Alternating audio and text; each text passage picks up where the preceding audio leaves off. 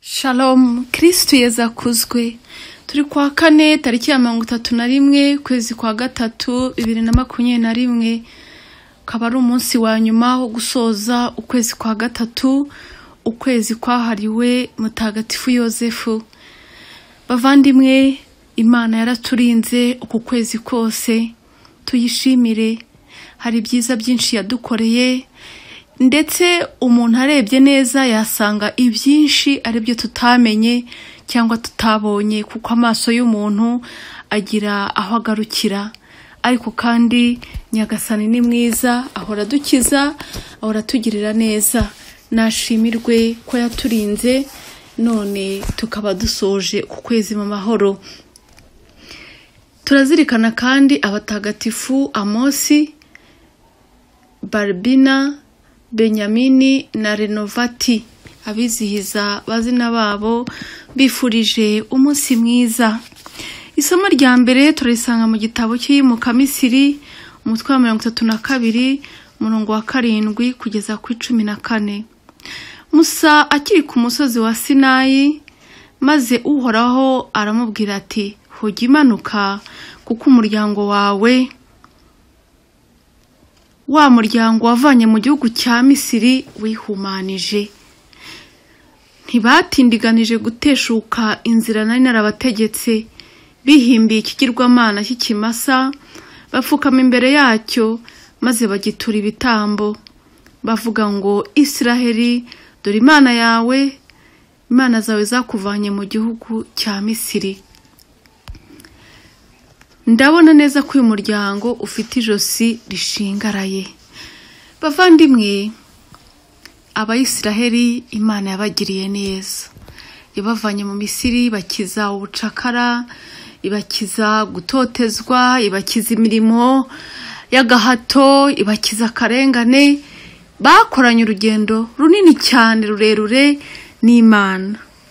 Babonye ibitangaza, yabahaye manu, yabahaye amazi yo kunywa, yabakirije abanzi babo, ariko ibyo byose barabyibagiwe. Umuntu aribagirwa. Ni kenshi mu buzima bwacu Imana itugirira neza, yewe twanayitakambiye, ariko tugahita tubyibagirwa, tugatangira kwikorera ibyo tubonye. Umuntu akabaho akora ibyo abonye, umuntu akabaho acumura, kugeza n'igihe yumva gucumura bitakiri icyaha, ahubwo umubwiye ko yacumuye intambara ikarota.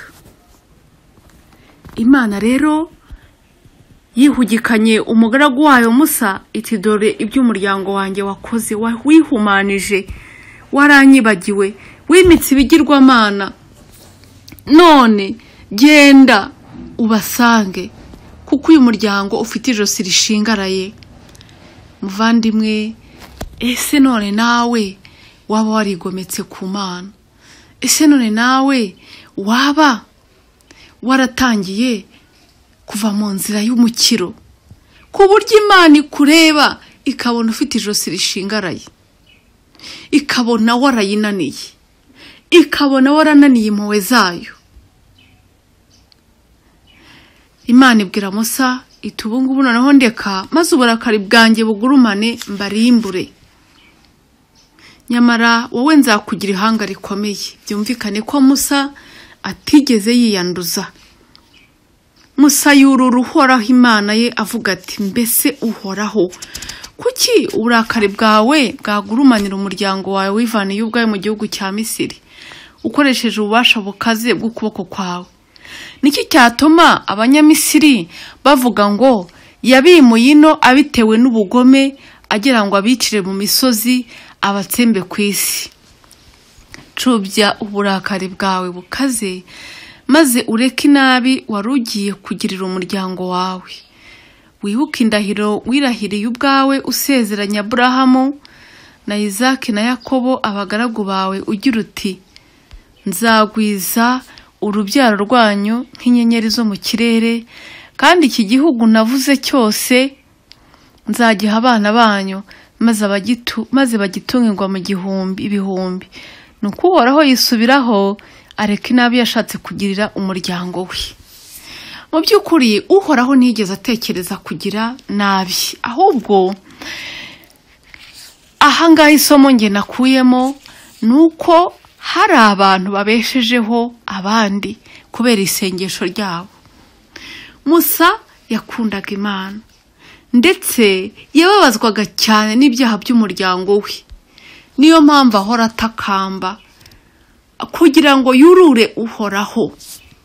Ese wowe uri muri bamwe batakambira abandi maze uburakari bw'Imana ntibugurumanire ku isi? Kuri iyi si hari ibyaha binyuranye kandi bikorwa ku buryo bunyuranye, bikorwa n'abantu banyuranye n'abo tudatekereza. Umuntu ukaba uzi ko yari marayika.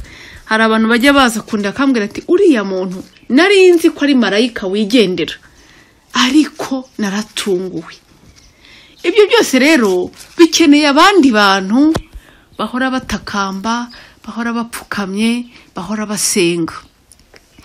Ariko ikibabaje nuko kimwe mu bintu bigenda bizimira ni ugusenga. Umuntu akabona afite akazi kenshi ku buryo ntaho yabona yashyira isengesho, undi akumva atari ngombwa, undi agasenga by'amahushuka, undi agasenga yikiza, undi agasenga bya nyirarureshwa, undi agasengera mu binyoma.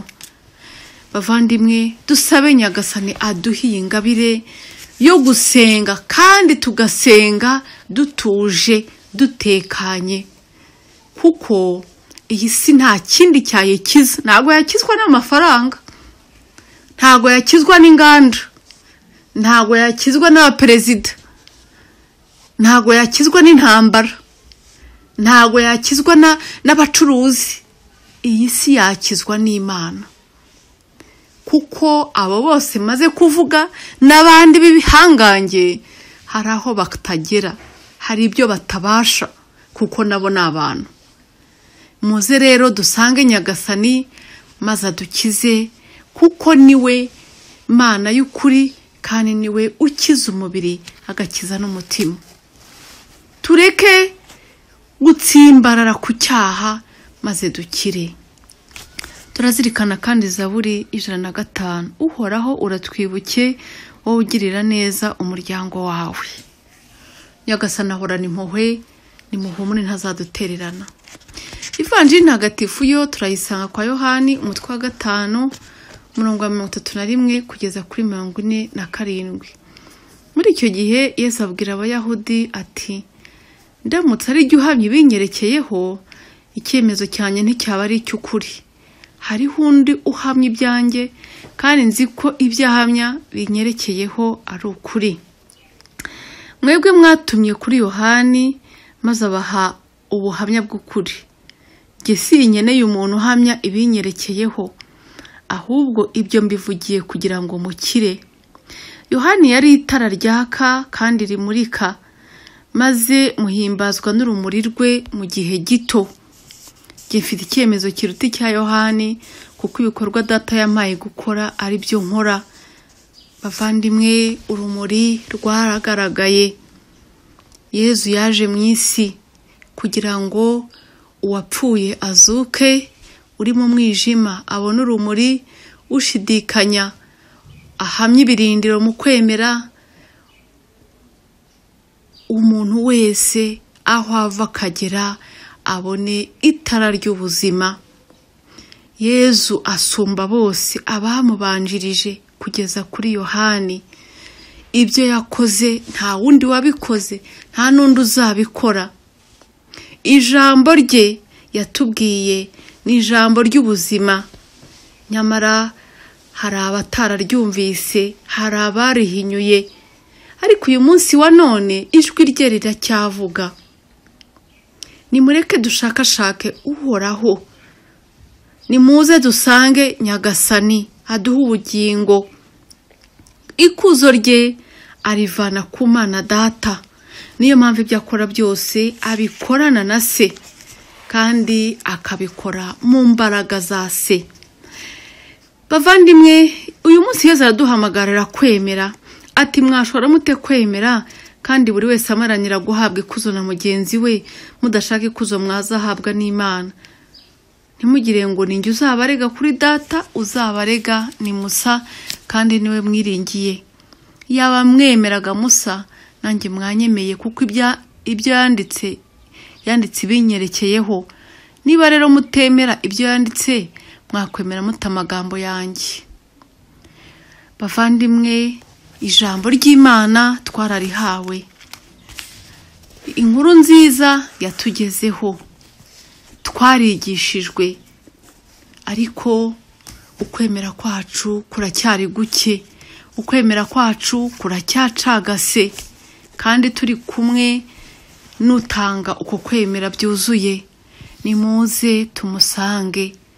Yezu ahora ateze amaboko ngo adusanganire, ndetse akababazwa nuko tumunyuraho tukigira mu bindi bidafite shinge na rugero, tukigira mu bigirwamana bitatuvugisha, bitadukiza. Nyamara Yezu umukiro we ari uw'ubuntu. Muvandimwe, ngwino duhaguruke dusange Yezu. Yaje muri iyi si kugira ngo tubone ubuzima, kandi ubuzima busendereye. Ninde muri iyi si wakwizeza ubwo buzima? Ninde wabuguha? Nta wubaho, nta nuzabaho. Yezu niwe nzira, ukuri n'ubugingo. Umugeraho arabimuha, kandi nta uteze kuzabimwambura. Muvandimwe, iyaba twemeraga twakira.